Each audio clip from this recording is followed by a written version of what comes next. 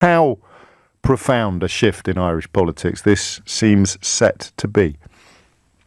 Good morning, James. Well, it is very profound, and it's profound in two ways. I mean, one is the reasons you've just mentioned, right? So that even though this is a long process, right, it's been going on for 25 years now. Really, is those of us who were opposed to the IRA campaign saying to Sinn Féin, trying to pursue your political goals by violence is wrong. You should pursue them by democratic means. And we have to take the consequences of them accepting that invitation, right? Which is, I hadn't thought of it that way. Yes. If you get what you demand, it does mean that there's going to be a period of ambivalence, where people who have been supporting pretty nasty things, and the IRA's campaign was entirely nasty, but those people are going to start becoming parliamentarians, and the question then is, how long can you maintain a sense of saying, well, yes, we told you to get democratic politics, but you're not really legitimate, you're not really like other political parties. And so the profound thing now is that the Irish electorate has pretty much decided 20 years is enough. This is okay. They're a political party. We like their new leader, who is not Gerry Adams. This is a big factor in this, by the way, right? Yes. So this is the first election in the Republic without Gerry Adams as leader of Sinn Féin. Adams, of course, always denied that he was in the IRA. Nobody ever believed him, including members of Sinn Féin. But he had all that baggage. They now have a new leader, very, very articulate, very excellent debater, Mary Lou McDonald, who's from Dublin, who's kind of middle class, who's not, doesn't have an IRA background. So that transition, I think, is being completed by the electorate just saying, okay, that's fine. And the other thing that's very profound is that what we're beginning to see is the emergence of a left-right divide in Irish politics.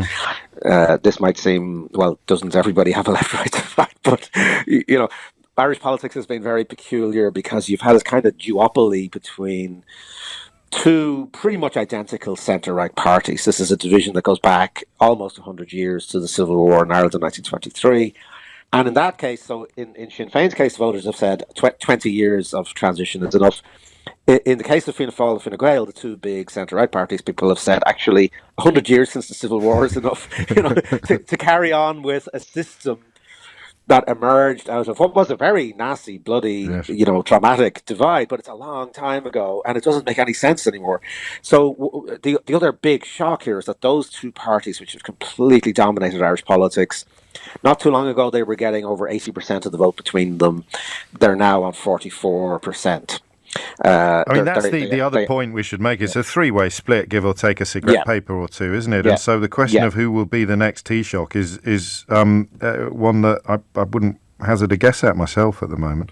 And you would be quite right not to do that, because it's very fun. Difficult. It's very difficult to do, right? So effectively, precisely as you say, you've got these kind of three blocks. One of the complications here is that although Sinn Féin is the biggest party in terms of the popular vote, it won't be the biggest party in terms of members of Parliament. And the reason for this actually is that not only was everybody else taken by surprise by the Sinn Féin surge, but Sinn Féin was taken by surprise by the Sinn Féin surge. Yes. And we know this empirically, right? Because, as you mentioned, we have this, multi-seat constituency system. So you might have 5 seats that you might be voting for in a particular area rather than one in the first past the post system you have.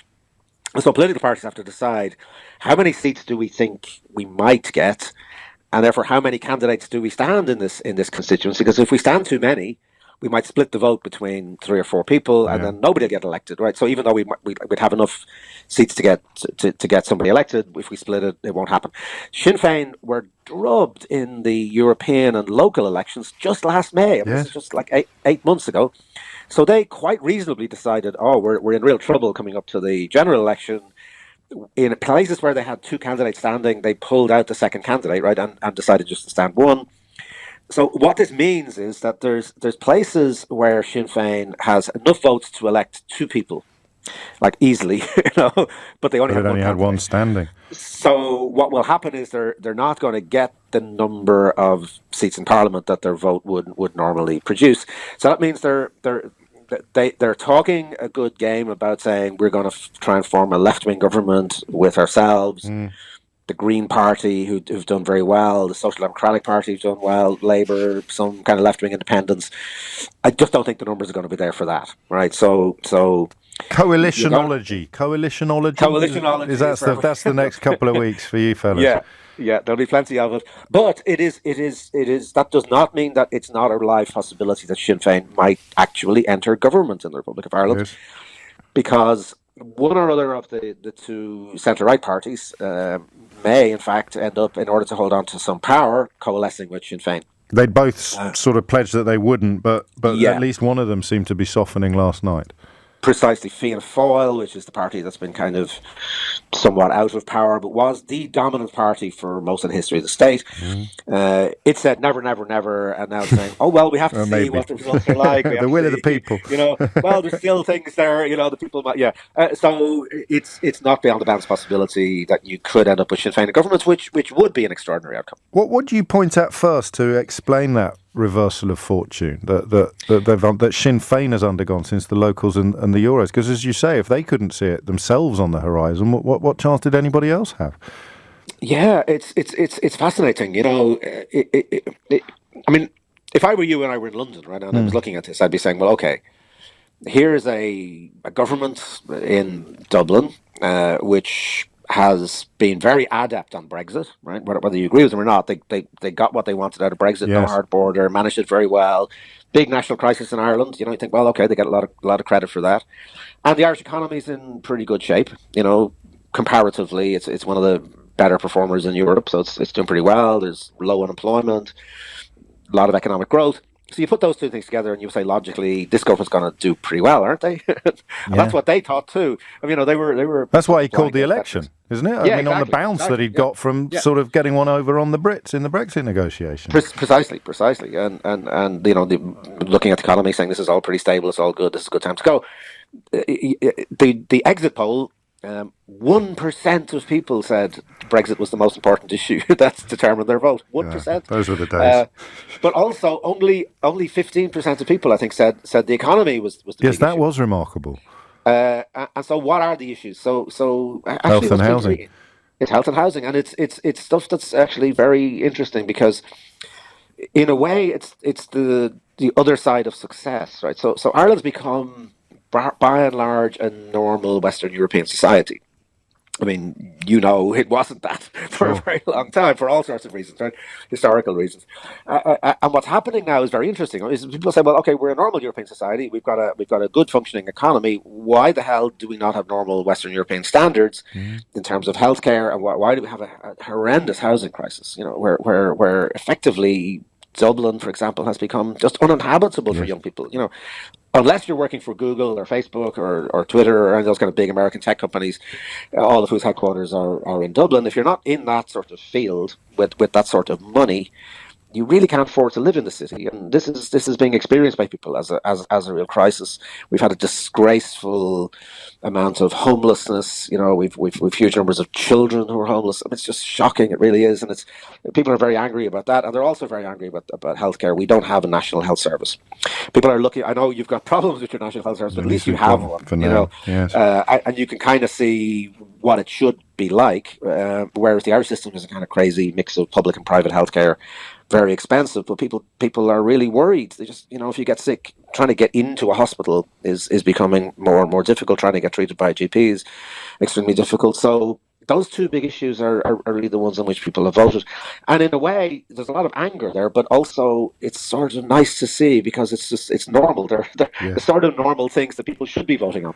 Well, I think I understand what you mean by that. I should add that you've written what is, for my money, probably the best book on Brexit. But I mean, normal things that people should be voting on, as in measurable and deliverable, rather than notional and nebulous. So, like, you're voting for health and houses, we're voting for sovereignty and mythical fish.